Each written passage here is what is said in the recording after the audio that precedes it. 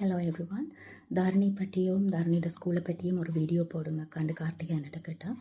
தாரணியை பற்றியோ தாரணியோட ஸ்கூலை பற்றியோ pre school blossoming future pre school பற்றியோ சொல்லணும்னா ஒரு வீடியோ போதாது. 2 வருஷத்துக்கு முதல் தாரணி 6 பிள்ளைகளோட ஸ்டார்ட் பண்ணி இன்றைக்கி 60 பிள்ளைகளோட அந்த ஸ்கூலை நடத்தி வர்றாளுன்னா அது சாதாரணமான வளர்ச்சி இல்லை, எனாமஸ் க்ரோத்.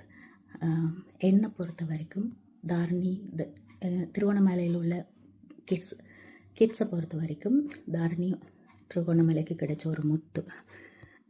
தேங்க்யூ தாரணி. நான் என் பிள்ளைய தாரணிகிட்ட கொண்டு போய் சேர்க்கைக்குள்ள அவனுக்கு ஜஸ்ட் 2 years. அவங்களுக்கு கதைக்க கூட ஸ்டார்ட் பண்ணலை.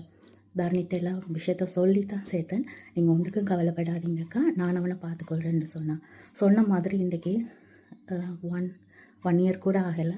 அதுக்குள்ளே அவனை அவ்வளோ பெரிய உருமாற்றம் செய்திருக்கிறார். சொன்ன வார்த்தையை காப்பாற்றிட்ட தாரணினி பேரண்ட்ஸுக்கு கொடுக்குற ஒரு வார்த்தையை காப்பாற்றுறதுக்காக அவள் எந்த லெவலுக்கும் இறங்கி செயல்படுவாள்.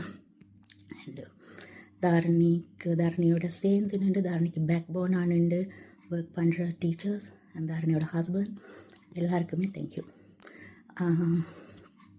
பட் இதில் ஒரு கஷ்டமான ஒரு விஷயம் என்னென்னா, வெரி சூன் நானும் என் மகனும் வெரி சூன் இந்த பிளாசமிங் ஃப்யூச்சர் ப்ரீ ஸ்கூலையும் தாரணியையும் மிஸ் பண்ண போகிறோம்ன்றது தான் கஷ்டமான விஷயம். பட் பை காட் கிரேஸ் எனக்கு இன்னொரு சான்ஸ் கிடைச்சா I will be back to you Dharani.